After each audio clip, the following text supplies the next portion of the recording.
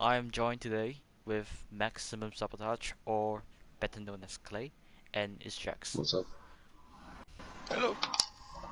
Alright, so today we'll be talking about Beyond Light, the delay, and a little bit more about the changes they are bringing together with Beyond Light, such as Content Vault, and then we'll be discussing about trials, how rewarding it is, and the entire system.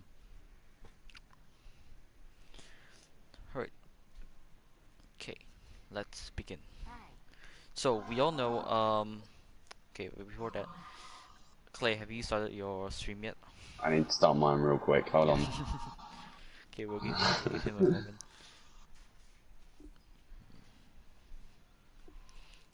Before that, I need to link something.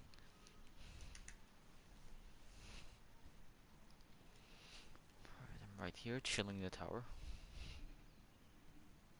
As I always am. Now, players who raid with me often know that I always chill out in the tower. So, that's where I stand.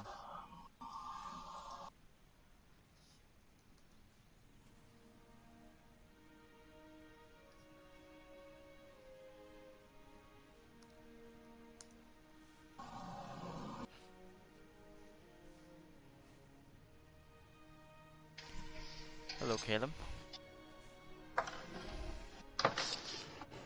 What's up, guys? Welcome to the Volume 3 podcast, and today we are going to be doing our first ever podcast live to you guys on YouTube. My name is Clay, but you can call me Maximum Sabotage or whatever, and I am also joined with one and only CK Tang 62. Say hello. Hello. Well, I am also joined with is Jax, or you can just call him Jax. Please. And also you can call him the Iron Lord Beat, Color. aka Callum, if you want to.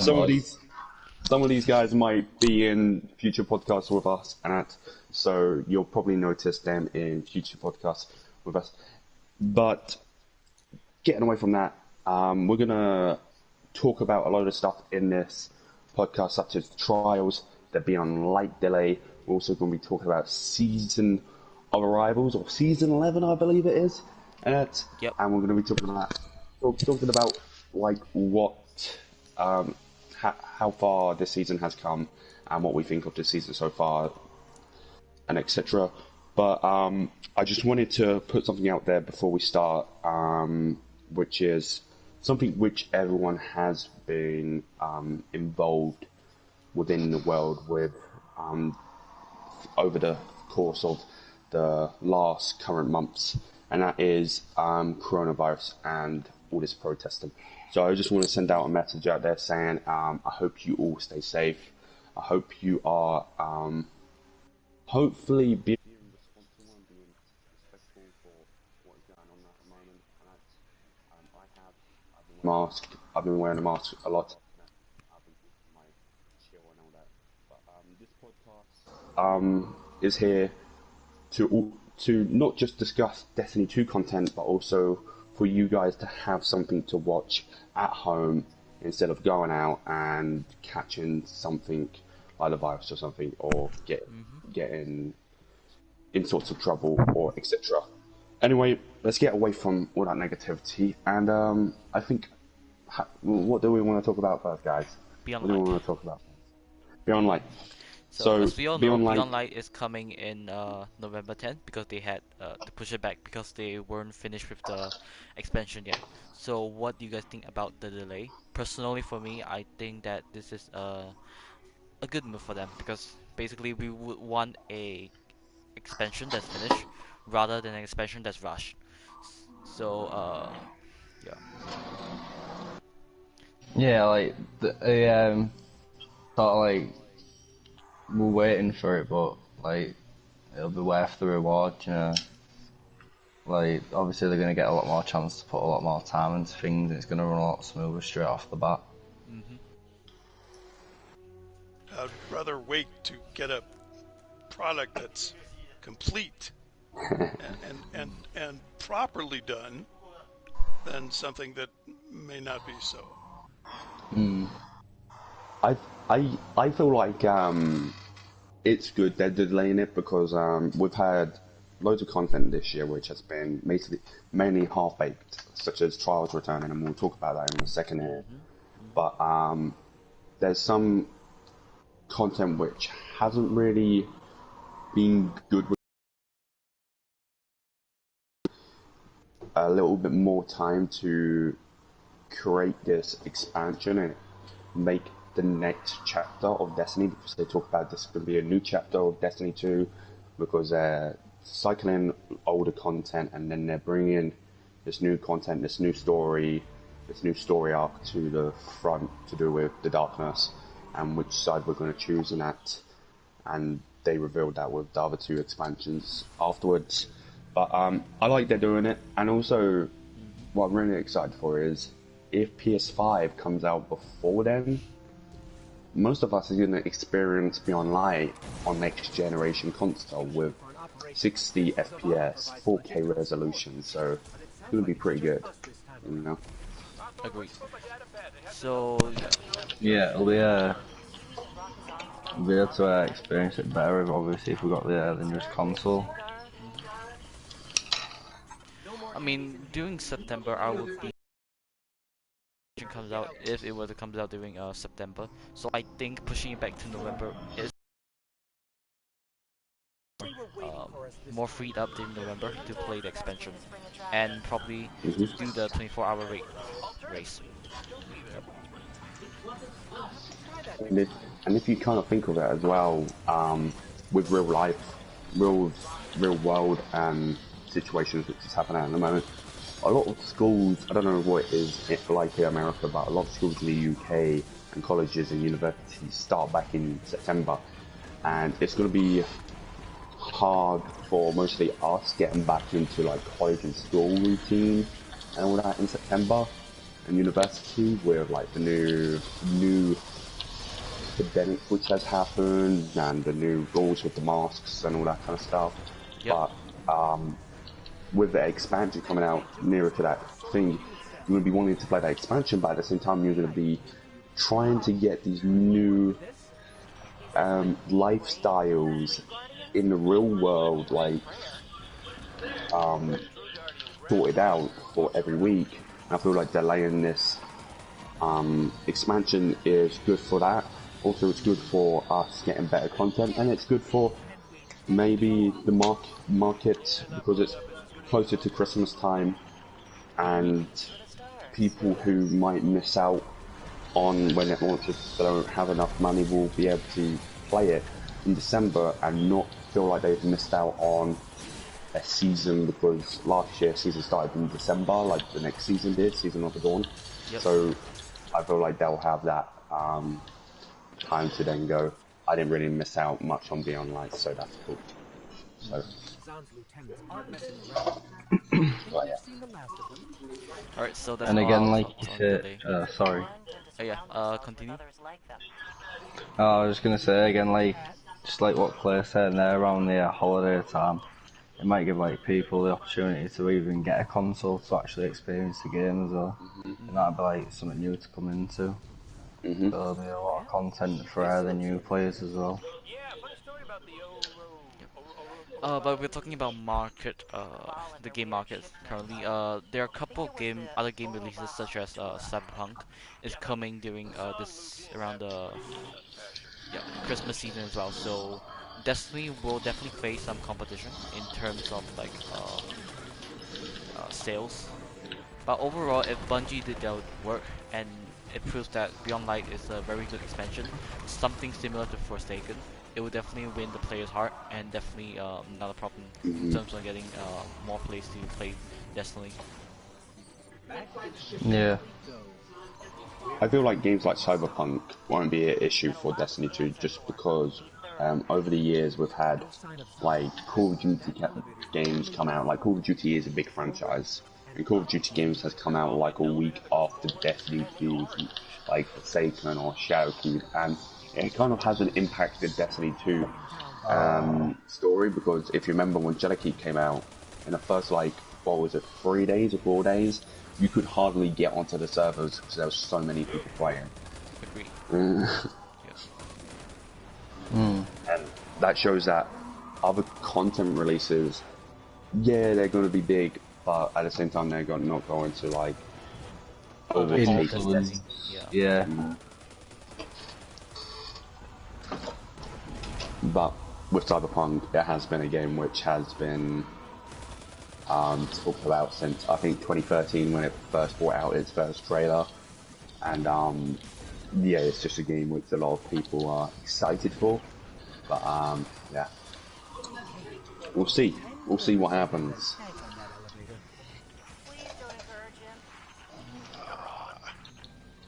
One sexy car, I'll grab this thing. Did anyone else want to talk on the Beyond Light delay? It's just like, I mean, it's a bit of a question for me, really, personally.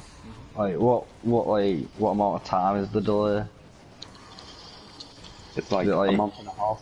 You delayed It's by like- 6 weeks. Right.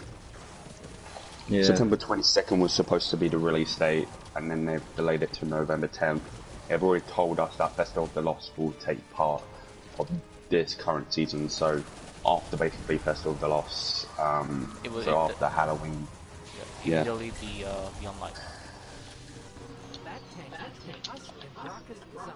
Alright, so that pretty much sums it up for the Beyond Light delay. So next part we're going to talk about is the new super, basically the new trailer that came out recently about the Stasis super. So for me personally, what I see is that we are basically like some Ice Warriors, Kingdom Ice Warriors. Then all the grenades from Titan, we are basically building a platform, an Ice Crystal platform. And it's also for the Hunter, I think the melee thing. Yeah, it basically freezes the Guardians in their position, as from what we have seen in the Crucible. So, Has everyone seen the trailer? Yeah. What I'm seeing a lot of these days, and I haven't looked at much of it, is the explanation of what the stasis will be. And I hope somebody knows more about it than I do. of course, yeah, they say it's very flexible with the abilities that you can choose. It's definitely not like those fixed trees that we have currently in our subclasses right now. So we expect a more flexible choice of abilities to use in the stasis subclass. That'll be nice, So more flexibility. Yep. Like D1, I think that's why D1 was very good with supers, because you could pick and choose what grenades you want. You could, like, not just the grenade, but what other traits you wanted to go with. Like, I remember Hunt Tether, you could pick not Mobius Tether, not the quiver one, but the other one, which just, I think it was called Black Hole, and it just stays there for a while. And you could pick you could pick different perks like Light of the Pack, and Light of the Pack made it to the point where you create more orbs when tethering a lot of ads and killing the ads in the tether. Or you could choose to a different one which would change like what perks come with that tether. And I think that's what they're doing with status in Beyond Light, which is good because it allows all of us to choose what we want, and maybe if it goes well, they might change the whole subclass trees and all that with Nova Bomb, with Void, Arthur Solar, all the current subclasses and all that kind of stuff. Yeah, that's something I'd hope to see, where you can like individually pick what actually affects your super, because like, I think we was on about the other day where you double tap circle to go and viz on the Hunter, but then if you could have the other tether, that'd be like a good combo, do you know what I mean? Then, Yeah, I could potentially see many new builds being created with all the flexibility that we'll have. Yep. So definitely bring some good change. Like with Nova Bomb, I would like to see the what is it? The Nova Bomb, which you get to hold in your hand, Supernova. That's top tree. And then you also have bottom tree where you have Devour. Having those two together, it's going to be a bit OP and will be pretty good. But I would like them to do that in the future with subclasses. Is let us. And then it's gonna bring back the old classes, isn't it? Like everyone's gonna be focused on stasis, but there's gonna be new builds you can make still. Yep. And Bungie always talks about us having more customization in the game. Like I think they talked a little bit about them maybe bringing back the thing where when you log into Destiny 2 or Destiny 1 and you create your character, like your looks and all that, and they're thinking about bringing that back again to a point where you can change it when you've reached the end game part of the game, you can go back and change your face in it. I feel like what they've done so far with the customization part, like where we can have our own mods with Armor 2.0, all that kind of stuff, they've done well on it. And I feel like with supers, they're doing it with status, and I feel like if stasis is really good with the super trees, with like what we get in, and that's the customization builds we can do, I feel like they should implement it to current supers, and then also come up with more super ideas, like come up with more perks for those super tree like supers, to then add more customization builds and all that. And that's the thing which this game I think misses the most, is customization, because you don't have, back in D1 you didn't have much of that. Like you couldn't put different shaders on your armor back in D1. It was a one set shader, which was good. I prefer that more than D2 version, but yeah, customization is good for a game, and that's what Bungie's doing at the moment. I think I went a little bit off topic, but hey. As far as cosmetic goes for me, I think that transmogrification is a good idea, because I personally do somehow care about the appearance of armor. For example, some armor ornaments, such as the Trials ornament that I currently do have a few of them, I would like to see them on the other armor sets as well that I use normally. So the transmogrification is definitely a good change for me, so that I can be able to equip a good looking armor ornament on the current armor that I look that may not be looking so appealing. So in a way that I'm decorating my garden in a little bit. Yeah, so like if you like the garden game lots, like you like the perks which you got on your Leviathan gear, you can change the way your Leviathan gear looks to the Garden of Salvation gear, and Bob your uncle, there you go, you have your favourite looks, but then your favourite stat rolls in one complete package. And that's what players want, and that's what they're doing at the moment, and that's what we need to see more in the future. And I think we'll have the discussion on this later in different podcasts about customization and future of Destiny and all that kind of stuff. But yeah, does anyone else want to talk about the new subclasses which came out? I think that pretty much sums up everything. Yeah, that's pretty much it, isn't it? Yeah, right. Jax, do you have anything? No, I started this mess. I don't want to end it.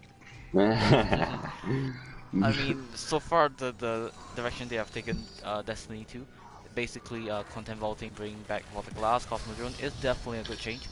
At least bring back the old nostalgia that we have believed from the past. Bring back to our story where we came from. Definitely a good move, and I will agree with them on that. I guess we'll move on to the next topic, and that is trials. So Yep. This is a very big conversation we need to talk about. It has because been we got trials. From the past season. A lot of things have been going on, but not much change has been made. Because if we talk about trials as a whole, back in D1, it was brilliant. It wasn't. It was enjoyable. Yeah, it was. It was something like Luke Smith said on the stream when they did the Beyond Light reveal, and other things which other players have said is during the week you would do your raids, you would do your strikes, you would do all your endgame content, and when it hits the weekend you'll be like, yo bro, you want to do some trials with me? And your friend would go, yeah, and you would play trials, and you would maybe go flawless, you probably wouldn't, and it was enjoyable. D2, we got Trials of 9. My personal thoughts on that was, I think it's better than current Trials, which is out now. Definitely. Because not just a 4v4, but we had the different, like the loot was very good.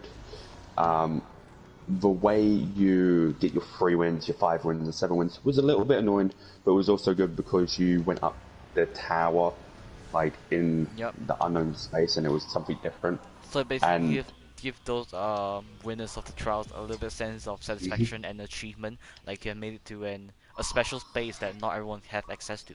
And then as you progress up the tower, you're getting more wins, and you go up to the tower and you get more loot. So definitely, in a way, it's a progression, slow progression. So in a way, like for those who are not able to get 7 wins, at least they are able to experience the unknown space. But however, for these trials, similar to Destiny 1, you're only able to access the the end, yes, only when you get 7 wins.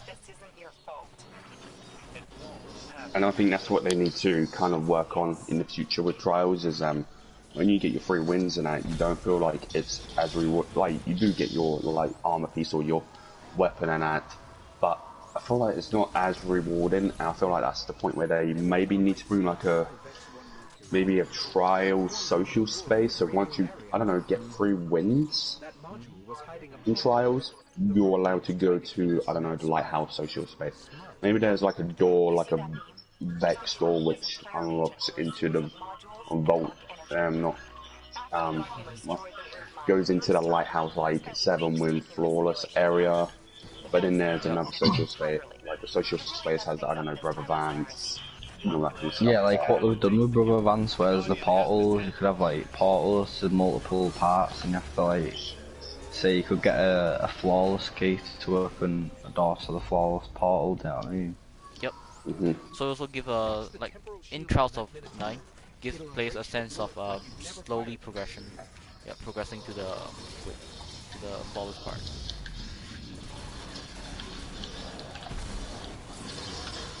However, most likely, Osiris came back out. Firstly, I thought, it was half-baked. A lot of people have said it's half-baked. But also, it's basically like a rush content because they were trying to fit it with the storyline, whereby we donate fractaline and then we bring back the lighthouse. Okay, I can see some kind of link with how they want to do this whole story thing, but however, it's definitely like what you said, half-baked.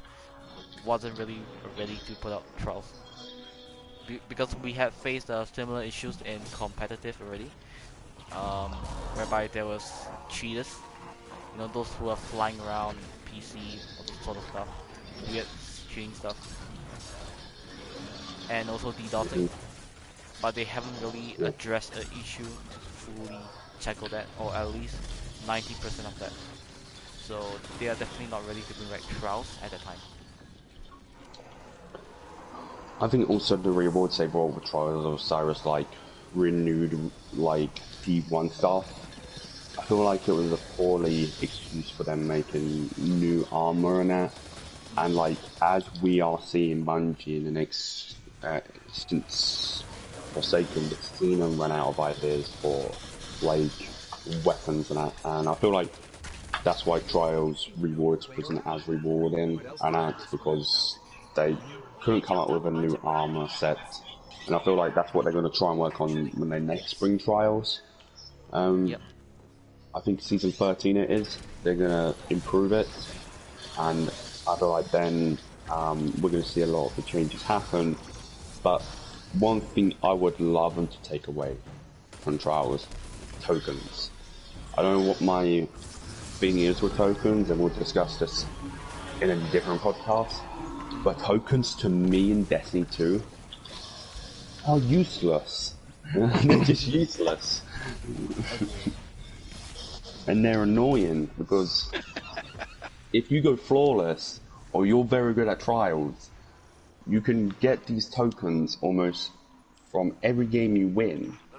You can go to the tower and farm for a God Roll Summoner or a God Roll Astral, and then go against that person who put loads of hours into the Crucible to get those God Rolls, and then you're getting beaten by that weapon, and you feel like, they definitely got that weapon either from being a really lucky person from getting it from a drop, or they spent a load of trials tokens just to get that weapon. And I feel like back in D1 you couldn't do that because when you got 3 wins or 5 wins or 7 wins, you could only get the rewards which come from there. And I don't know why they decided, oh, tokens would be a good thing for D2 Trials of Osiris but I feel like I guess they tried to do it for like the non-sweaty kids, didn't they, really? But They were then just like, but then it's trials for them. If they aren't getting the wins, like there's other game modes out there that might be like maybe play comp or. But then if you think of it, like trials should be something which everyone wants to play every weekend. Yeah. Obviously, it's a big part of the week. It's the weekend game mode, isn't it? Like back in D1, you would have very crap PvP players go into trials, get at least 3 wins, and for like good weekend. In D2, people go into the Crucible and crap PvP players, and they go against people who are firstly really good at the game, and that's another issue which I have with what they've done with this trials is they haven't based it on skill matchmaking, they've based it on power base matchmaking, and yeah. You guys can talk about like what you think of the tokens, but I just feel like they need to be removed for a better trials experience. And I'm not sure what you guys think about the 7th game you play in trials, because definitely they are always matching up those who are on the 7th win with another team on the 7th win. So basically the last match is always sweaty. Yeah. So I'm not sure how you guys think about that, because sometimes I see most of the teams who are not prepared definitely get wrecked very hard in the last match, and it probably gives them a sense of frustration if they just lose the 2 matches. But I was kind of like in D1. Like in D1, if you got to 7 wins, you would go against another team which is on 7 wins, no, 6 wins as well, and you are about to get the 7th win, and there was a little bit of frustration there. But I feel like in D2, there's more frustration because of how many weapons are used in trials, like Bastion and all that. You're doing these games, and also you're going against players who are either cheating or who are either really good at the game, and I feel like back in D1 you didn't have that. Like if you had like 1 win, you would only go against other people who's on the same win as you. As in D2, if you have 1 win, you'll go against another team which are probably on 5 wins, and that kind of unbalances the kind of how you're playing trials against other teams. Yeah, like, there's gonna be them guys who are on like the 7th game and they're like, oh come on boys, we've got this, we've got 6 wins. And those guys who maybe like 3, like maybe say like not the best, and they might be 2 wins in and they've just lost a Mercy, and then they go up against a proper sweaty team who's like nearly flawless, so they've got that motivation there. It's just not a fun experience. And it puts you off trials. Like none of us have touched trials in a while really, because of the sheer just getting matched with sweaty kids and you just don't even get a chance to get a few wins in. And in D1, like even if you wasn't good at PvP, you would still do trials every weekend because it was fun. In D2, it's not as fun as D1's version, and I feel like Trials of 9. Trials of the 9 had both sides. Trials of the 9, there was big issues with Trials of the 9, but then there was good things with Trials of the 9 which D1 did well, and then things which D2's version of Trials of Osiris did wrong is in Trials of the 9, and I feel like that's where Trials of the 9 is like a mix, because I think Trials of the 9 was to do with countdown and survival. It wasn't to do with elimination. I feel like if they added elimination to Trials of the 9, would have been top notch, probably one of the best Trials experiences in D2. Because back then we don't have weapons like Lunar or yes, Hmm. Mountaintop. So the whole entire PvP sandbox is I find it a bit more balanced. Give everyone a Hmm. chance to participate in trials, get a few wins, even if they don't play PvP a lot. Yeah. Did you want to say anything on this, Jax? Nope. On Trials? No? I have very little qualifications in this department. Oh, fair enough, Uh, man. it's fine. I think Yeah. Trials as a whole, I feel like Bungie need to look at their token system. They need to look at the power-based matchmaking and look at the players who aren't having that sense of D1 trials anymore, and kind of improve the D2 trials to the point where those D1 trial people who have been playing this game for a long time can then actually endure top trials. So, and also rewards are important when you go flawless and that, you want to get good rewards. And in D1 with year 3, we got the flawless ornaments for trials gear. This time you're getting a flawless emblem, and the like little chroma glows you get on that armor only last for 2 weeks. And after 2 weeks, if you haven't gone flawless again, they disappear and it just goes back to the normal gear. And you're like, wow, cool, cool. That It Trials of does Osiris flawless was for nothing. Yeah, does like you put all that work and it's just gone after 2 weeks. it does remind me a lot of the old D1 uh, blue flame they put around your head after Yeah, what it was, Nightfall. that was in D2. Yeah, yeah. Yeah, at the beginning. Yep.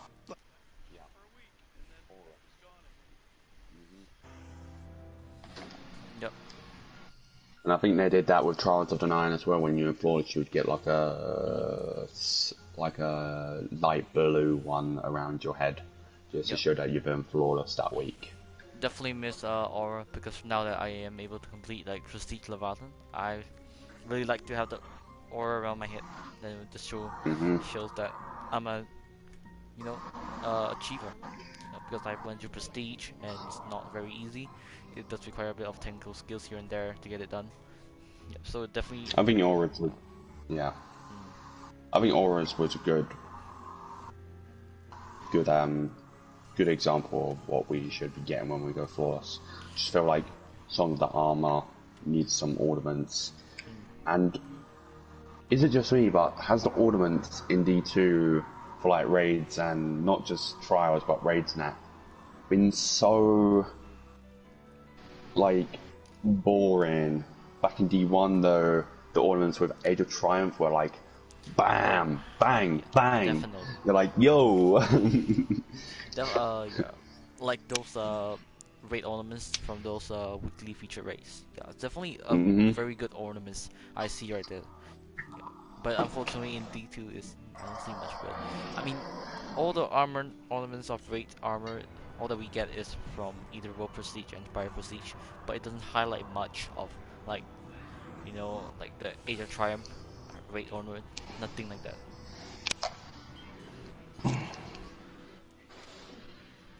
Right. All right, we're gonna We're wrap going to talk this about up. season. Oh, Don't oh you yeah, want to season talk about rivals. Season of Arrivals real Yeah, quick? sure. Let's talk about Season of Arrivals for like 5-6 minutes. Talk about what we think of it, and then we'll wrap up the stream. Okay. So Um, before that, maximum just remember fire team. We're just in the farm. There's like a couch area we can all sit down to, yeah, discuss. sure, I'll join. um, So yeah. All right, so just continue. I'm going to first um say my bit Mm, after you guys say your bit, mm, but I'm going to put this question to you firstly, CK. mm. What you think of Prophecy? Okay, I'll begin first. I feel that Prophecy is definitely a surprise dungeon because normally we don't expect a dungeon to be coming out doing a seasonal content because that's with what Bungie has done previously. They only do like a huge season activity, something like Menagerie, which is now the contact event. and basically one more other um, small little activity. Yeah, totally didn't expect the um, prophecy dungeon to come out, but either way, the design looks very cool. It's in the 9, so it really gives everyone a chance to visit the special dimension that we all have been putting a question out, like who are the 9, like what are they doing. So it's basically we are entering their world and we are learning more about the story. So I feel that's pretty cool because as in what we have seen in the I think with the Dead Sea area or the wasteland, yeah. In the wasteland, all the planets resemblance, such as Mercury, Mars, all these are planets that will be pretty much occupied by the darkness. So it's cool that they probably have like a little bit of story content in the dungeon as well.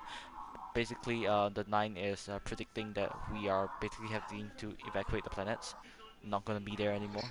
So I think that the story content is pretty cool. And as in the designs of the rooms, especially the cube room, the hexahedron, I think it's a really cool design because like basically the you're just traveling around the different sides of the room. So up is down, down is up. So it's definitely this concept is pretty cool, and that yeah, it brings players around. You can find Toland and everything. So it's definitely a good concept. And as with the Dead Sea and the Sparrow part, oh, I definitely like that because like it has a little bit of resemblance to the SRL. So basically, a Hmm. small part in about Sparrow racing in the dungeon. I think it's pretty cool. What about yourself, Jax? What do you think of the new dungeon prophecy? I got to disqualify myself again because I really don't have a lot of experience with this. Uh, you did say something that I'd like to see a lot more of it, and that's the sparrow racing. Hmm. Uh, I missed it the first time around, Same but here. I've been back on my own going through all of those courses until I beat, the average time. Hmm. It was not easy. In fact, the Sparrow I'm using now is noted because it is preferred by intermediate Mm. Sparrow Racing League drivers. Yep. Not good ones, just intermediate. Hmm. Which is what I consider myself. And what about yourself, Callum? Well, right. So basically, my view on prophecy is that it was it was nice to get some new content, but it didn't seem like a lot of effort went into it because the full dungeons just rinse and repeat mechanics of dark and light mercs. That's the one thing that niggles me off a bit about it because it's like you feel like you're repeating yourself for half an hour. Do you know what I mean? Mm. Like Yes. it's I understand obviously they had a lot of other stuff to do with the season and they're always working on the game, but if they're gonna add a dungeon, they should like. I don't think Prophecy lived up to what Pit is, Hmm. like in terms of mechanics and like how you actually go through it. Hmm. I think that's what they did well with like things like Shattered Throne. Mm.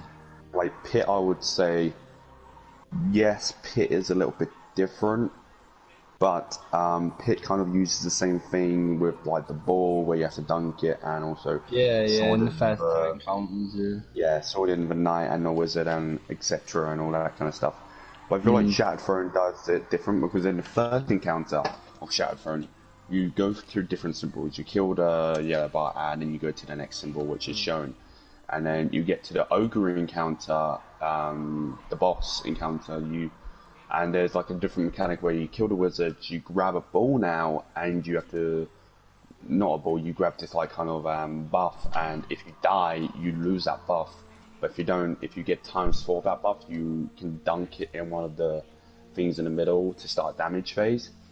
And then the last boss, the wizard, you have to kill all 3 of the knights to drop those balls to then get the buff to then damage the boss with, and more. If you get times 3, you can damage the boss more with a bigger buff.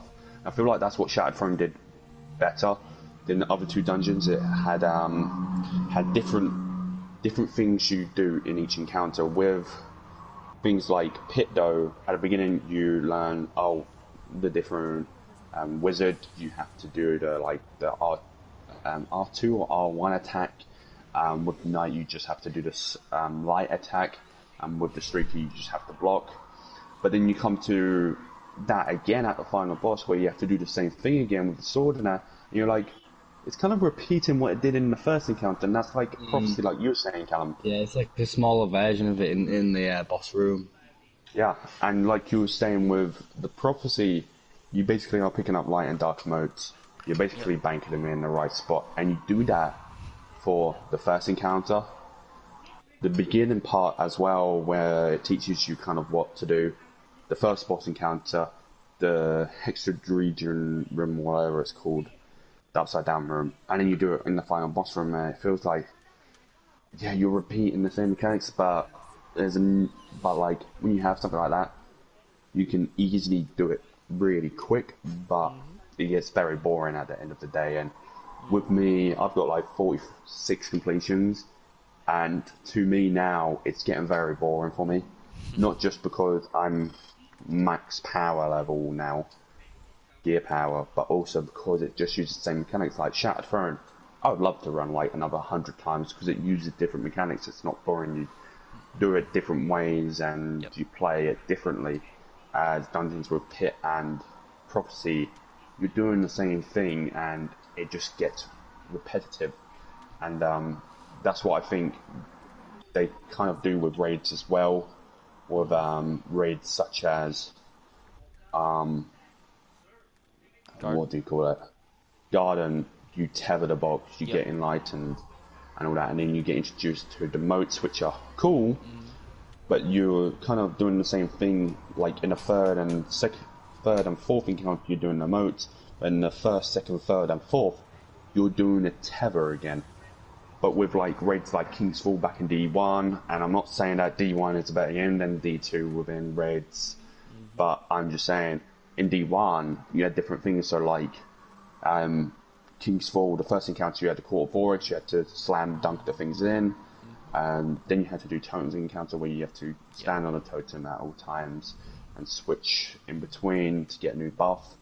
War Priest, you had to step on plates in orders to do damage phase, and then Golgroth you had to put down a bubble and then damage him in that, and Oryx you had to get all the blights, and there was different mechanics in each encounter, and that's the thing which makes King's Fall better than Garden, because it uses different mechanics and it doesn't get boring. And I agree with you, Tom, with the. Yeah, I think what Bungie has decided to do for Destiny 2 raid is that they just want to do a single mechanic, so like the main mechanic of the raid. Yeah, I think one thing Bungie has done probably is that because they are starting to get lazy, lazy with all the planning out. I mean, they had all their resources to do it, but they decided not to put it much effort. Yeah. Yes. So I think complacency is just one of it, and laziness, and just another part and of it. also like you said, Jax with the Sparrow Racer part, I like when they introduce Sparrow Racing. Like Scourge of the Past, that's why Scourge of the Past is one of my favourite raids in D2. It's because it uses sparrows on one of the encounters. You sparrow away from a boss, and I feel like with Prophecy they did well with the Sparrow, because you sparrowed most of the time. You sparrowed in the Wasteland, you sparrowed in where you had to the floating road to the bottom, or whatever you call it. Rainbow Road, there you go. And you was using your Sparrow more than you would have, because you have like these vehicles like Sparrow and Ship, which you get from completing activities or elements and that, but you feel like you don't use them as much. And I feel like raids and dungeons like Scourge and Prophecy does this well, and that's what Bungie needs to do in the future with this new raid which is coming out, and with the new dungeon which is coming out with Beyond Light. I feel like they need to include sparrows more into it, and I talked about this for a very long time, ages ago, is what if we could fly our own ships at one point in the Oh, I game? was just Oh about yes, to say No that. Man's definitely. Sky. I was If there's like just about to say that. Darkness Raiders comes out, and then we just just fly our own ship in like in-air Yeah, combat, just fight our way yeah, into the and we have to take down one of the main place darkness of the. ships, you know? Yes, that's what I would like to see. Yeah, so it basically gives Or us more even, sense of like control, like basically what we do in real life. Like if we were actually guardians in real life, we would take up a shit, install some guns to it, and just just fight our way into it. Yeah. yeah, I was gonna say even if they don't like incorporate, like you say, like darkness and stuff, they could just like add where to when you return to orbit, you're like in first person in your ship, and there's like the directors straight in front of you on the screen. Do you know what I mean? Yeah. And you can like get out and even just like do little things in your ship, and then you go and sit in the seat, and then even if they just keep that director mechanic the same way, like you select the location, it'd just be nicer to have it like a bit more interactive, and then how there's like Seaver ships, or you can get like fallen ones or certain Nightfall ships. Like I think it was last week's like Nightfall, or it might have even been this one. You get an exotic ship from that, and it had like a bit of a Vex effect on it. They could have like done it inside, and it had a bit more sort of desirability to go for the ships. And what they could do with ships as well, and sparrows in general, is instead of you always just like, sparrow racing, or if they do add flying ships into a thing, what if they add weapon custom? Like we talk about customization a lot, and what if they added like guns to our sparrows, and we could change the guns on our sparrows to miniguns by progressing through the game, and all that kind of stuff. And then like, what if they brought like PvP sparrow racing like wars or ship wars? Oh. You go against other people and their sparrows, and you're just shooting each other on your sparrows and that would be fun. Like people will love that Yeah. kind of stuff. Definitely. Yeah. All right, I let's mean, wrap up. Oh yeah, is Jack's final comment? No. no, I just agreed. Okay. Yeah. All right. All right, let's wrap it up. Yeah. Okay. Before we wrap it up, Yes. I just want to talk about one more little thing. Is what do you think of Season of Arrival so far? And we'll start this off with Jax, as I haven't heard a lot from you, but but I feel like this will be a good question for you because you've been playing during the season. So, what do you think of the new season so far, man? I'm pretty happy with it. It's getting to the point where it takes a lot of skill and experience to do even some of the more simpler things. It is, getting to be an end game kind of thing everywhere. So yeah, it's an education, I'll tell you that. Moving on with this question to Callum, what do you think of the season so far? Like, I mean, I ain't got a vast knowledge of the game like you and CK really, because I only came back about 2 months ago during the last season. But like as from what I can tell, I've got a fair bit of like new stuff to do. Obviously, we're gonna have the Exodus quest with the Traveller's Chosen. That's gonna be quite a long thing to go through and obtain. We're gonna go on each planet as well, so we're gonna see a part of the game that we might not normally see. I think the new Ruinous Effigy gun, I think that's quite sort of not like game changing, but it's something new to the table. Actually, like obviously we're dropping the spheres and then you pick that up and use that as your weapon. That's definitely a game changer. There's a lot of variety definitely this season, and it's just hopefully a good sign of things to come. Right, still my turn. Well, Okay. Yeah. So, what I think of the season so far, basically, personally for me, Contact event is okay, but it's definitely better than the Sarah Tower event. Definitely would be. Yeah. So I think Contact event is just fine. Just that sometimes, blueberries just don't know how to link up the two knights together and take the shootout. I mean, the easy strat just place a bubble where the boss is, and then just everyone just go into the bubble and then lead the knight into the boss and just slow him down. Yeah, that's just one strat of it. So I think Contact Heaven has its pros and cons, but it definitely has more pros than cons. Okay, so dungeon is like what we have all said. We pretty much like dungeon so far. And as for the interference, I pretty much like it because like basically they had this thing in Season of Dawn where they had done Corridors of Time Part 1 and Part 2 and the actual puzzle itself. So definitely like give a secret or like a side mission to do. And also same time it also rewards Pinnacle reward power so that it gives more um, opportunities to rank up to power ourselves Mhm. up for higher difficulty content such as Master Nightmare Hunt, Grandmaster Nightfall. So I think it's definitely good.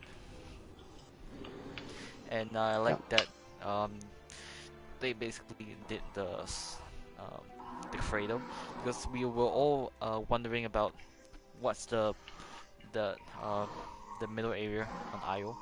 Yep. So definitely great to be able to go into that area, which is the Seed of Light. Yeah, um, we see the tree of silver wings. So definitely add up top notch to the lore and the story content that we have been getting. But as far as I see how the story content leads from Vex invasion to the darkness coming, I don't think it's well connected enough because mostly you're just doing activities without knowing much of the lore behind it. So I think they could do better on linking up the pieces of the story together. I think that's what they Mhm. need to do better. And yeah, yeah, that's my thought. I think my view of this season is it's been pretty good. Contact really good public event. Prophecy really good dungeon for me because it's one of the dungeons I've been at the most. Um, Mhm. Interference is good. I must admit, the season of arrival weapon this season, like on a season pass with a horde, Mhm. I've got it equipped right now on my back, as people will see in the stream. Mhm. One of the best exotics they've brought. Like you throw down like this taken thing, and it kind of reminds me of Anarchy a little bit, but Mhm. like Yeah, like it's the DPS over time. Yep. and it's really good. And with Ruinous Effigy as well, we got something like you said, Callum is different. I think it's a different, like it's definitely a different weapon. And they said this is a weapon like with the darkness. It's a, like something from the darkness. So I'm there going. So are all darkness weapons like different to like our weapons, which we've got like just from playing the game for the last 5 years? Are like the darkness weapons gonna be like Ruinous Effigy, where you shoot something and you pick up an orb, or you shoot something and you pick up something from that gun which you created by shooting it and all that. But I think one of my things which I hate about the season, not really hate, but annoys me during the season, and I think some of you will agree with me here, Mhm. is the Umbral engrams. They've been dropping a lot, and it's getting like at the beginning they were really good because you would want to go for good rolls on like a Cult Mhm. Denial or Mhm. False Promises or Mhm. on the new sword and Falling Guillotine and that. But then you're like, now that I've got these god rolls, I don't really want any more Umbral guns, and they keep dropping for you, and they keep on taking up loads of Postmaster inventory and your inventory in that. And when you get like an exotic or prime engram drop on the floor, you're like, I want to pick up that engram, but my my engram is full. Yeah, it's full. And then it takes a year to dismantle one. Yeah, Yeah. definitely if But they could add do you an know, alternative engram slot to it, just like yeah, there's basically another slot in the engram, but it's red engram for Eververse engram. I mean, if they could just combine it together with Arbor engram, I think it would be great. Yeah. as well, just on Unbling Rams, one thing I actually do rate Bungie for is that if you don't focus them and you just decrypt them, they have a chance of dropping exotic. So Yeah. it is actually like something you can go for, but I mean it's not the most efficient way. Probably better off doing nightfalls. I must admit that Umbral engrams was a good idea because we had the Heroic Menagerie, we had the Menagerie in the slots and get different weapons and that. And with the Umbral recast, it was pretty good that we can get weapons again just from engrams and weapons of our choice, like Roaring Hunger and all that. We could get from just like picking up the engram and focusing it to its engram which it drops from. I think that was good. I just feel like there's the part where you're like, you get too many engrams and you're like getting bored of getting them. I just wish there was like a little switch where it said off Umbral engrams, and you're like, yes, now I won't get any more Umbral engrams, and you can turn it on whenever you want and you'll get like 20 within your day of playing. Like, I mean, pretty much right. I think I speak for I don't know about Jax because like he says he hasn't really been in the prophecy much or things like that yet. But for like me and CK now, I mean, we've done all the raids a fair few times. We've done everything pretty much. It's just the one thing that Destiny always lacks, like a month into the season, is that content. Like the go back and play it. Like we have the pinnacles, but we only replay all that content for the pinnacles because we've done it that many times. It's like you feel like you're going around in circles, but I mean, I guess that's part of the game. It was the same in D1, really, wasn't it? Like this season, we haven't got any and like you say, pinnacles. There's another thing we haven't got during the last couple of seasons, and that's ritual weapons or chemical weapons, if you want to call them. Yeah. Like Luna's Hell Not Forgotten. I'm looking forward to seeing what's going to replace them in the Beyond Light update because Definitely I'm say that guessing they're going they're to be bringing doing some more new pinnacle pinnacles. weapons. Yeah, they're definitely I think outclass the one we have, what we have right now. some of them might be Europa themed as well because I saw. I don't know if you've seen the pictures of that. It looks like a trace rifle. Yeah. With the Europa thing. That I think that's said to be an ornament in it. But again, that could be like I mean, obviously with the new planets coming, there's going to be a lot of new stuff. There'll be like strikes and obviously the raids and the vault content as well, where they're bringing Vogue back.